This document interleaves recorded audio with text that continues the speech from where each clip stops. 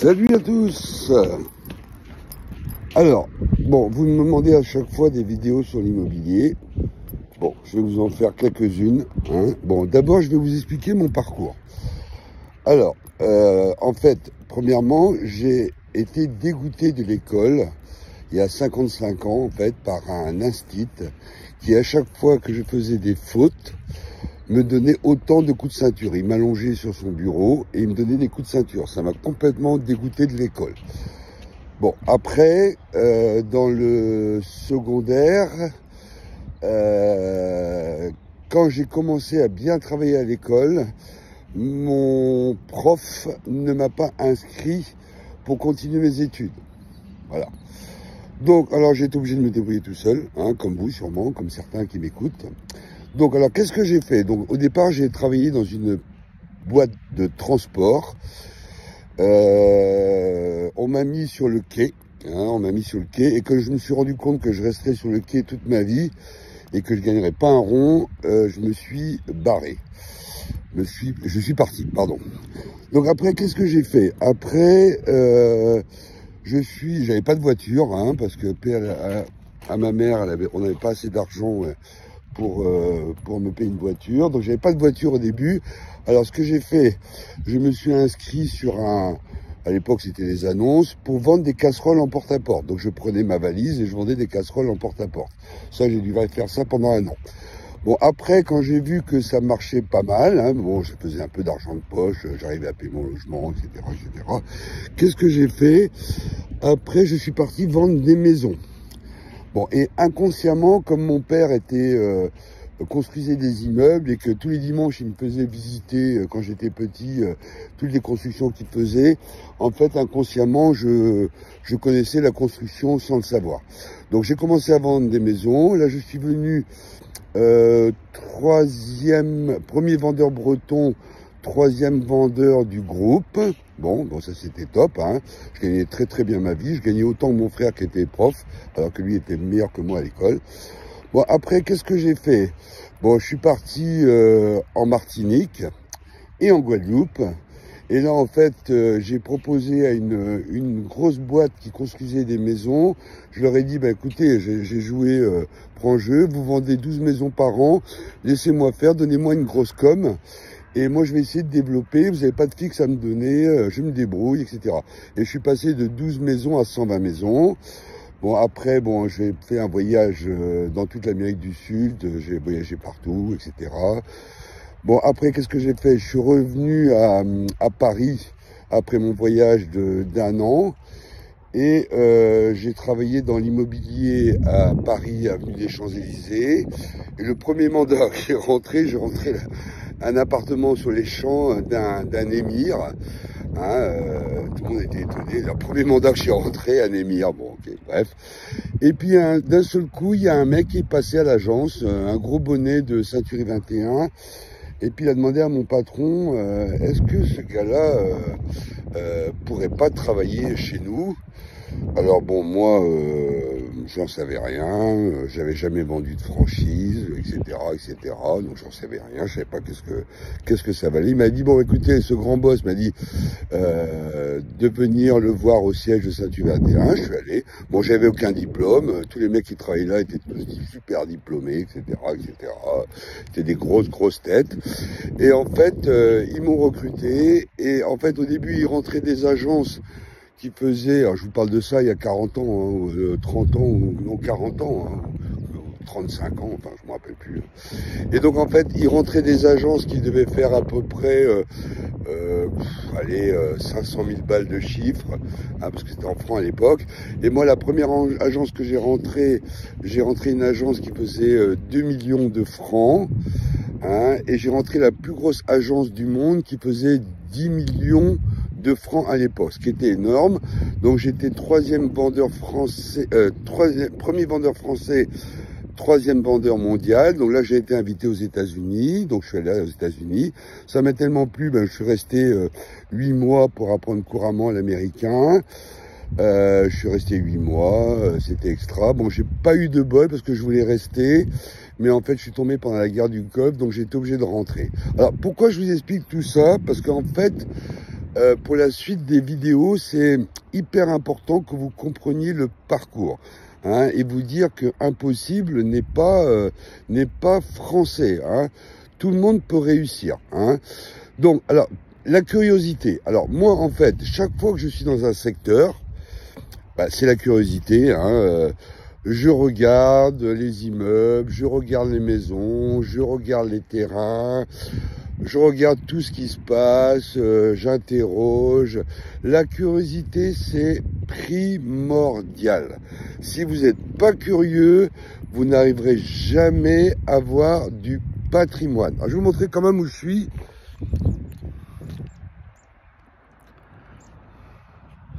Alors là-bas, c'est la partie, cette partie-là, c'est la plus cotée de Morgat.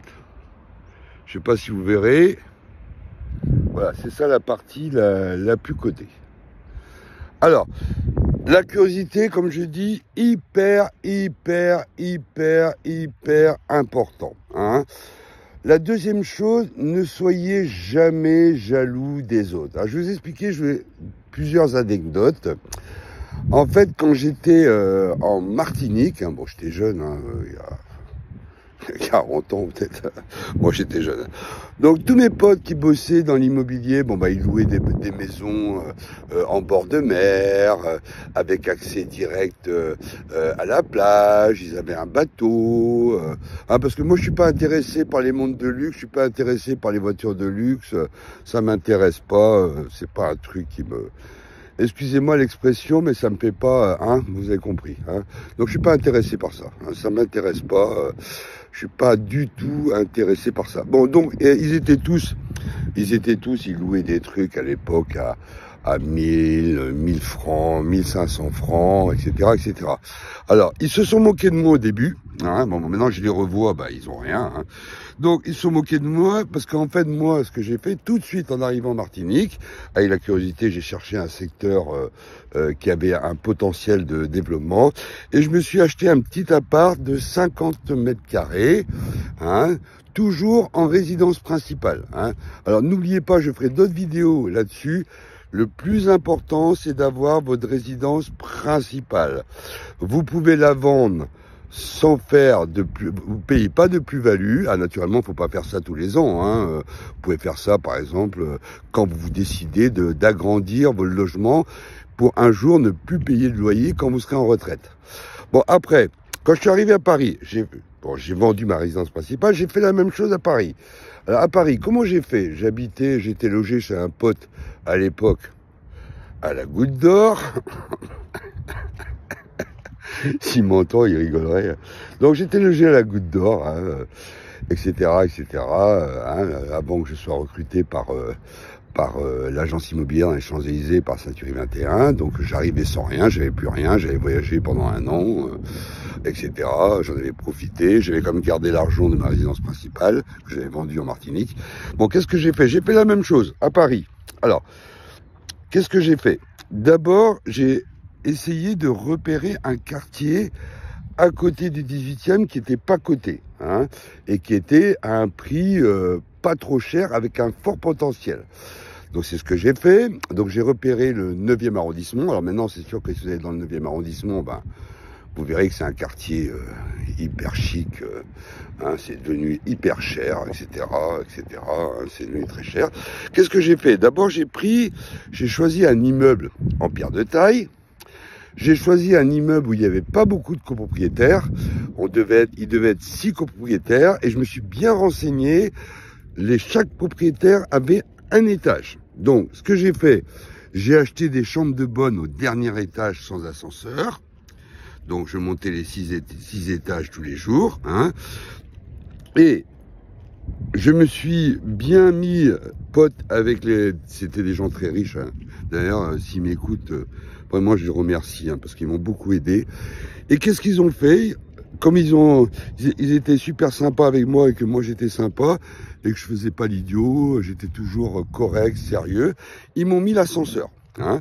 Donc l'ascenseur a été mis, hein, donc voilà, et donc l'appartement il a flambé et j'ai pu à ce moment-là vendre encore ma résidence principale pour partir aux États-Unis. Je vous répète, faut pas faire ça tous les ans, parce que autrement vous serez taxé de marchand de biens. Il faut faire ça juste si vous partez de la zone et que vous décidez d'acheter un logement plus grand, hein, parce que le fisc français, si vous faites ça régulièrement, eh ben il va vous taxer, ce qui est normal, hein, c'est interdit. Vous pouvez le faire que si vous changez de logement, si vous voulez vous agrandir, ou si vous partez du pays. Hein. Donc moi, c'est ce que j'ai fait.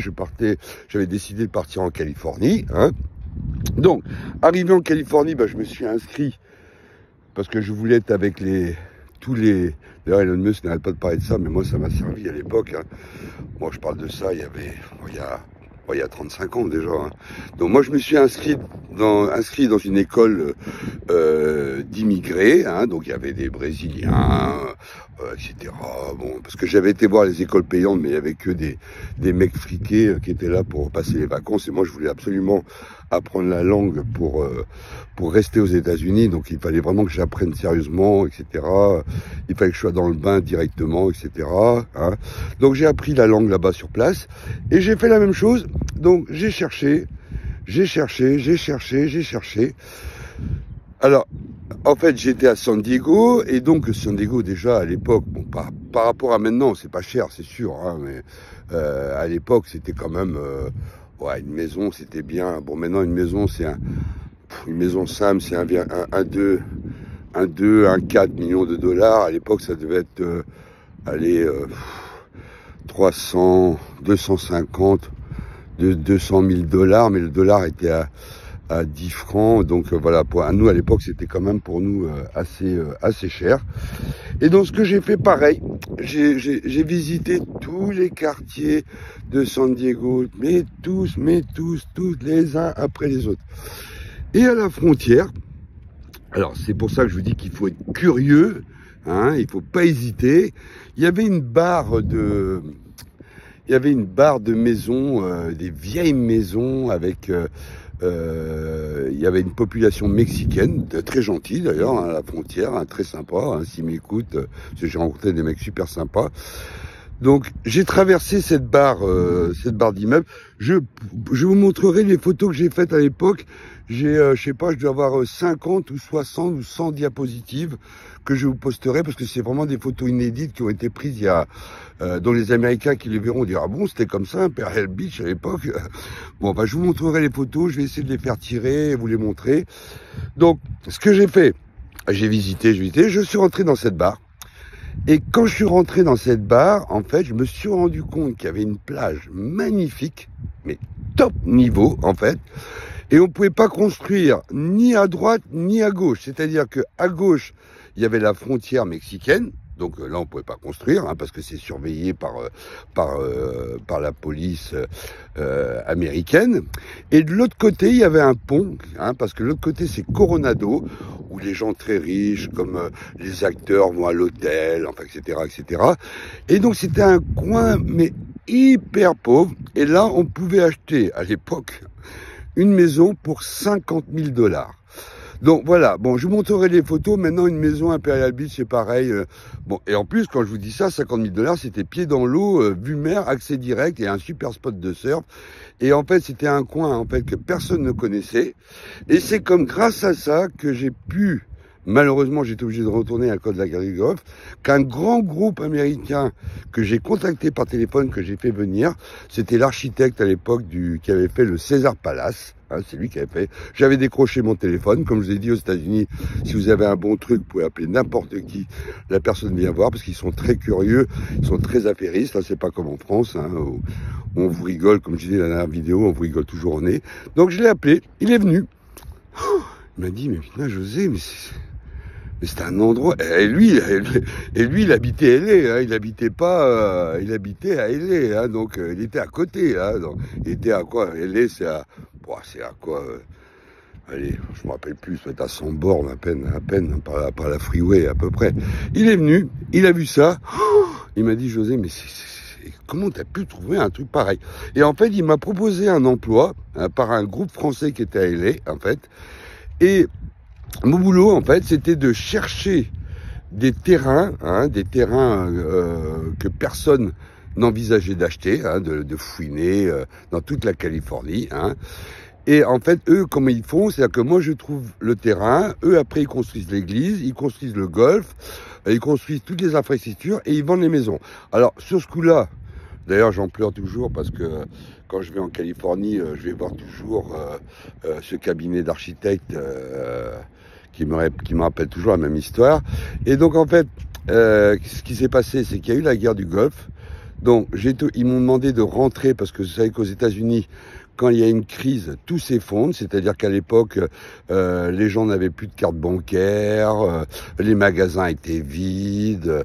Bon, enfin, c'était une catastrophe. Donc, lui m'a demandé de rentrer. Bon, et moi, je dis toujours pas de bol, mais mon épouse dit pas ça, mais je dis pas de bol. Et en fait, ce qui s'est passé, c'est que, en fait, quand on est rentré ici, mon épouse a trouvé une boîte à racheter et je suis resté ici. Voilà, bon, je voulais vous expliquer ça et après, je vais vous expliquer, en fait, comment rechercher, comment faire une stratégie à long terme et que rien n'est impossible. Allez, à bientôt, likez, partagez, bye.